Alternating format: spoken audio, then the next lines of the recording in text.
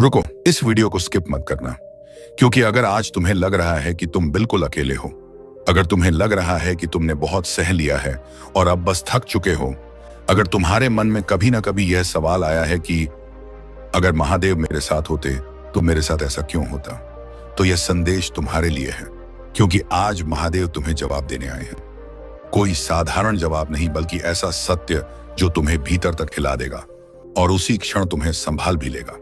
महादेव कहते हैं, हे मेरे प्रिय, मैं जानता हूं तुम टूट चुके हो।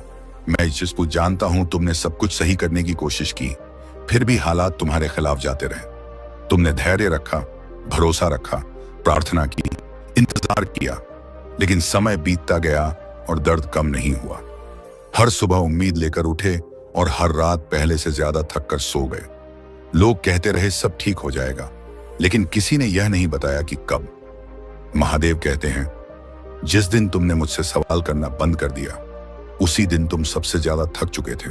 लेकिन सुनो, जो मुझसे नाराज होता है, जो मुझ पर चिल्लाता है, जो मुझसे लड़ता है, वह अभी भी मुझसे जुड़ा हुआ होता है। तुम्हारी नाराजगी नफरत नहीं थी, वह तुम्हारी आखिरी उम्मीद थी। महादेव कहते हैं, जिस अंधेरे में तुम जी रहे हो वह अंत नहीं है, वह तैयारी है। बीज को जब सबसे गहरे अंधेरे में दबाया जाता है तभी वह वृक्ष बनता है, और आत्मा को जब सबसे ज्यादा तोड़ा जाता है तभी वह जागती है। तुम्हारा टूटना तुम्हारी हार नहीं है, वह तुम्हारा पुनर्जन्म है। महादेव कहते हैं, जो तुमसे छीना गया वह सजा नहीं थी, वह बोझ था जो तुम्हें आगे बढ़ने से रोक रहा था। जो दरवाजे बंद हुए वे अस्वीकार नहीं थे, वे दिशा परिवर्तन थे। मैं तुम्हें दंड नहीं दे रहा था, मैं तुम्हें तैयार कर रहा था। और आज जिस दिन तुम यह संदेश सुन रहे हो वह संयोग नहीं है, यह मेरी पुकार है। महादेव कहते हैं, भगवान देर करते हैं, इनकार नहीं, अंधेरा स्थायी नहीं होता।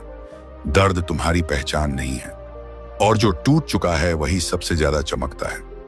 अगर आज तुम्हें लगता है कि तुम अकेले चल रहे हो तो जान लो, महादेव तुम्हारे साथ चल रहे थे, लेकिन तुम्हें अकेला इसलिए किया गया ताकि तुम अपनी शक्ति पहचान सको। क्योंकि भीड़ में चलने वाले रास्ता नहीं बनाते, अकेले चलने वाले इतिहास बनाते हैं। महादेव कहते हैं, तुम्हारा अकेलापन अभिशाप नहीं है, वह तुम्हारी पहचान बनने की प्रक्रिया है। जिस मौन में तुम घिरे हो वह खालीपन नहीं है, वह क्षण है जहां ब्रह्मांड तुम्हारी पुरानी पीड़ा को समेट रहा है। क्योंकि जब शोर बहुत हो जाता है तब सृजन मौन में जन्म लेता है। जो ठहराव तुम्हें दिखाई दे रहा है वह रुकावट नहीं है, वह विराम है, जहां तुम्हारी आत्मा को वह शक्ति दी जा रही है जो आगे चलकर तुम्हें अडिग बनाएगी। महादेव कहते हैं, मैंने तुम्हें गिरने दिया क्योंकि मैं तुम्हें उड़ना सिखा रहा था। सहारे से चलना आसान होता है, लेकिन अनुभव से चलना स्थायी होता है। जिस पीड़ा ने तुम्हें भीतर से थका दिया वह व्यर्थ नहीं गई।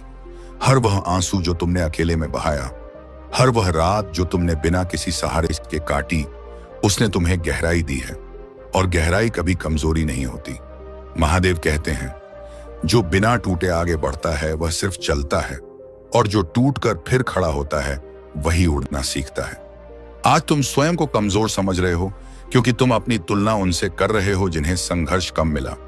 लेकिन याद रखो, जिन्हें कम दर्द मिलता है उन्हें कम दृष्टि भी मिलती है, और जिन्हें गहरा अंधेरा मिलता है वही सच्ची रोशनी पहचानते हैं।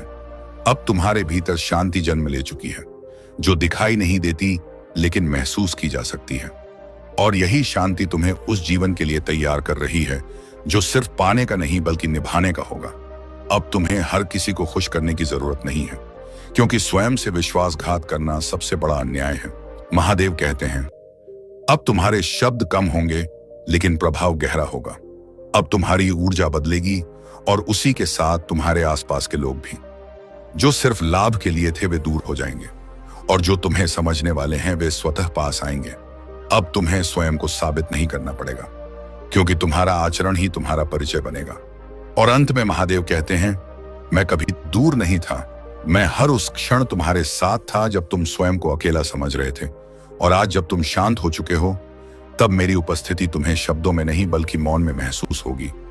क्योंकि याद रखो, जब सब साथ छोड़ देते हैं तब महादेव स्वयं साथ खड़े होते हैं।